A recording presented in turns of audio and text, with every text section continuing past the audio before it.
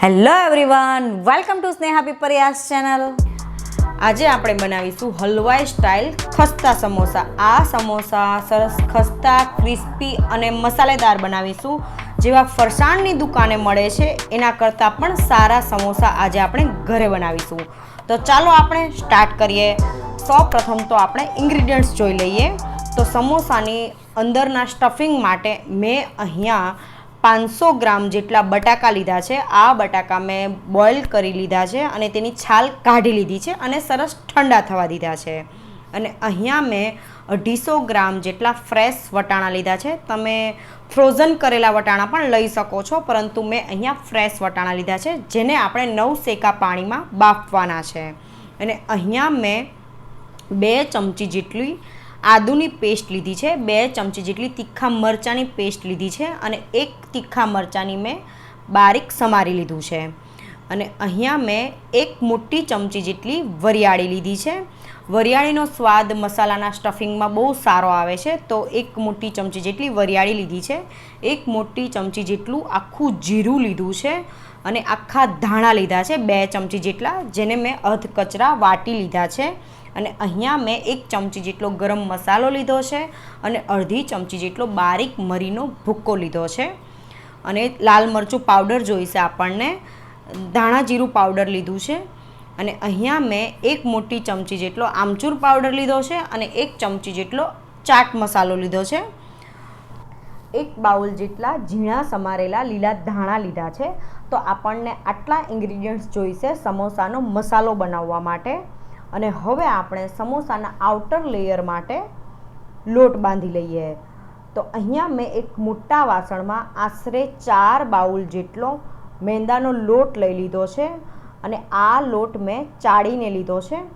અને હવે આપણે તેમાં 2 ચમચી જેટલો અજમો એડ કરવાનો છે. અજમાથી સમોસામાં બહુ સારો સ્વાદ આવે છે અને તેને તમે સ્કીપ પણ કરી શકો છો. અને અહીંયા આપણે લોટમાં મોણ આપવા માટે મેં અહીંયા 7 થી 8 ચમચી જેટલું ઘી લીધું છે, જેનાથી આપણા સમોસા સરસ ખસ્તા બનશે અને ક્રિસ્પી બનશે. ઘીની જગ્યાએ તમે તેલનો યુઝ પણ કરી શકો છો, પરંતુ સમોસા ખસ્તા બનાવવા માટે ઘી નાખવું જરૂરી છે. તો અહીંયા મેં આશરે 7 થી 8 ચમચી જેટલું ઘી લીધું છે. દેશી ઘરમાં તમે જે ઘી ખાતા હોય એ લેવાનું છે. અને મીઠું જોઈશે આપણને. તો અહીંયા આપણે આ ઘીને મેલ્ટ કરીને જ લેવાનું છે. થોડું થોડું નવશેકું ગરમ કરીને આપણે ઘીને લોટમાં એડ કરી દેવાનું છે અને ટેસ્ટ અકોર્ડિંગ આપણે મીઠું એડ કરી દેવાનું છે. અને હવે આપણે 2 ચમચી જેટલો અજમો હાથથી મસળીને એડ કરવાનો છે. અજમાથી આપણને પાચન શક્તિ પણ સારી રહે છે અને સ્વાદ પણ સારો આવે છે, તો મેં એડ કર્યો છે. અને હવે આપણે હાથની મદદથી સરસ રીતે મિક્સ કરી લેવાનું છે. અહીંયા આપણે લોટ, મીઠું અને ઘીને સારી રીતે મિક્સ કરવું જરૂરી છે. તો તમે જોઈ શકો છો કે આવું લોટનું ટેક્સચર આવવું જોઈએ, સરસ મુઠ્ઠી વળાઈ જાય છે, તો આપણું મોણ પરફેક્ટ દેવાયું છે. જો લોટ આપણો પરફેક્ટ હશે તો આપણા સમોસા ક્રિસ્પી ખસ્તા બનશે, એ વાતનું ખાસ ધ્યાન રાખવું. અને અહીંયા આપણે જરૂર અનુસાર પાણી એડ કરતા જઈને લોટ બાંધી લેવાનો છે. અહીંયા આપણે બહુ ઢીલો લોટ નથી બાંધવાનો અને બહુ કઠણ પણ નથી બાંધવાનો, માપસરનો એવો લોટ રેડી કરી લેવાનો છે. અને આ લોટને સરસ રીતે કૂણવો જરૂરી છે. તો તમે જોઈ શકો છો કે હવે આપણો લોટ બંધાઈ ગયો છે. આપણે આવું ટેક્સચર હોવું જોઈએ લોટનું. અને હવે આપણે લાસ્ટમાં 1 ચમચી જેટલું તેલ એડ કરીને હું લોટને મસળી લઉં છું. તો અહીંયા હું 1 ચમચી જેટલું તેલ લઉં છું, તમે ઘી પણ લઈ શકો છો. તો હવે આપણો લોટ બંધાઈ ગયો છે. આ લોટને આપણે સરસ રીતે ઢાંકી દેવાનો છે અને આ લોટને આપણે 15 થી 20 મિનિટ સુધી સેટ થવા માટે મૂકી દેવાનો છે. તો હવે આપણે સમોસાના સ્ટફિંગ માટે બટાકાનો મસાલો બનાવી લેવાનો છે. તો આ બટાકાને આપણે મેશ કરી લેવાના છે, પરંતુ અહીંયા પણ એક ટિપ્સ છે. આપણે આ બટાકાને સરસ રીતે ઠંડા થવા દેવાના છે અને પછી આપણે તેને હાથની મદદથી મેશ કરવાના છે, જેથી બટાકાનો મસાલો છૂટો રહેશે અને ચીકણો નહીં લાગે. તો હવે આપણે આ બટાકાનો વઘાર કરવા માટે એક મોટા વાસણમાં 6 થી 7 ચમચી જેટલું હું તેલ ગરમ કરવા માટે મૂકું છું. અને તેલ ગરમ થઈ જાય પછી આપણે તેમાં 1 ચમચી જેટલું જીરું એડ કરી દેવાનું છે. અગાઉ આપણે ઇન્ગ્રીડિયન્ટ્સમાં જોયું એ 1 ચમચી જેટલું જીરું એડ કરવાનું છે અને અડધી ચમચીથી પણ ઓછી એવી હિંગ એડ કરી દઉં છું. અને જે 2 ચમચી જેટલા આખા ધાણા જે આપણે અધકચરા વાટેલા છે એ પણ એડ કરી દેવાના છે. 1 ચમચી જેટલી વરિયાળી એડ કરી દેવાની છે અને આદુ અને મરચાંની પેસ્ટ છે એ પણ એડ કરી દઉં છું. અને મીઠા લીમડાના પાન એડ કરું છું. એ નાખવા ઓપ્શનલ છે પરંતુ સ્વાદ બહુ સારો આવે છે. અને સાથે હવે આપણે તેમાં 1 ચમચી જેટલું લાલ મરચું પાવડર એડ કરવાનું છે. 1 ચમચી જેટલું ધાણા જીરું પાવડર પણ એડ કરી દેવાનું છે. અને હવે આપણે તેમાં બાફેલા વટાણા એડ કરવાના છે અને તેને મેં અગાઉ કહ્યું એમ નવસેકા પાણીમાં થોડા થોડા બાફી લીધા છે. અને હવે આપણે એકાદ મિનિટ પછી મેશ કરેલા બટાકા એડ કરી દેવાના છે. અને અહીંયા આપણે ગેસની ફ્લેમ લો ટુ મીડિયમ રાખવાની છે. અને સાથે આપણે આમચૂર પાવડર અને ચાટ મસાલો એડ કરી દેવાનો છે અને ગરમ મસાલો અને મરીનો ભૂક્કો પણ સાથે એડ કરી દઈએ. અને હવે 1 ચમચી જેટલી આપણે તેમાં ખાંડ એડ કરવાની છે અને ટેસ્ટ અકોર્ડિંગ મીઠું એડ કરી દઈએ. અને ચમચાની મદદથી આપણે સારી રીતે મિક્સ કરી લેવાનું છે. અને અહીંયા આપણે ગેસની ફ્લેમ લો રાખીશું, નહીં તો બટાકાનો મસાલો નીચે દાજવા કરશે. અને સરસ રીતે આપણે મિક્સ કરી લેવાનું છે. તો તમે જોઈ શકો છો કે હવે આપણો બટાકાનો મસાલો રેડી છે. તો લાસ્ટમાં આપણે ઝીણા સમારેલા ધાણા એડ કરી દેવાના છે. અને આ મસાલામાં મેં કાંદાનો યુઝ નથી કર્યો કારણ કે હલવાઈ સ્ટાઇલ ખસ્તા સમોસામાં મોસ્ટ ઓફ કાંદા નથી હોતા, પરંતુ જો તમે ચાહો તો તમે એડ કરી શકો છો, સ્વાદ સારો આવે છે. તો હવે આપણો બટાકાનો મસાલો રેડી છે. તો હવે આપણે ફાઇનલી સમોસા બનાવી લઈએ. તો આપણે જે સમોસાનો લોટ બાંધીને રેડી કર્યો છે તે આપણે ચેક કરી લઈએ. તો સરસ રીતે લોટ હવે સેટ થઈ ગયો છે. અને આ લોટને હવે આપણે એક પાટલી પર લઈ લેવાનો છે અને જસ્ટ સેકન્ડ માટે મેં આવી રીતે લોટને મસળી લઉં છું. અને હવે આ લોટમાંથી આપણે નાના નાના રોટલી જેવા લુવા રેડી કરી લેવાના છે. અને હવે આપણે ફાઇનલી સમોસાનું આઉટર લેયર માટેની રોટલી બનાવી લેવાની છે. તો તમારે જે સાઇઝના સમોસા બનાવવા હોય એ સાઇઝની તમે રોટલી રેડી કરી શકો છો. તો અહીંયા હું માપસરની મીડિયમ એવી રોટલી રેડી કરું છું. તો અહીંયા આપણે થોડોક કોરો લોટ સ્પ્રિંકલ કરતા જઈને રોટલી વણી લેવાની છે. અને અહીંયા એ વાતનું ખાસ ધ્યાન રાખવાનું છે કે રોટલી બહુ જાડી પણ નથી વણવાની અને સાવ પાતળી પણ નથી વણવાની. જો જાડી રોટલી હશે તો થોડી કાચા રહેશે સમોસા અને પતલી બહુ હશે તો તેલ ચડી જશે.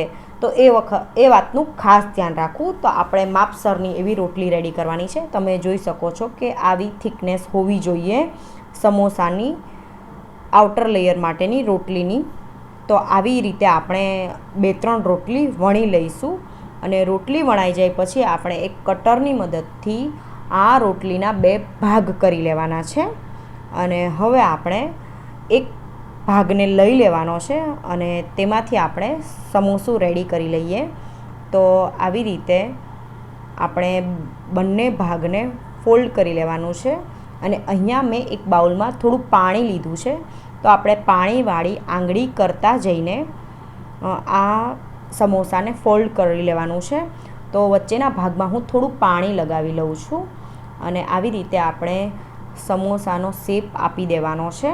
તમે જોઈ શકો છો કે હવે આપણો સમોસાનો શેપ આવી ગયો છે. તો આ એક ઇઝી રીત છે સમોસા ભરવાની. ખાલી આપણે 2 ભાગ છે રોટલીના તેને જોઈન્ટ જ કરવાના છે.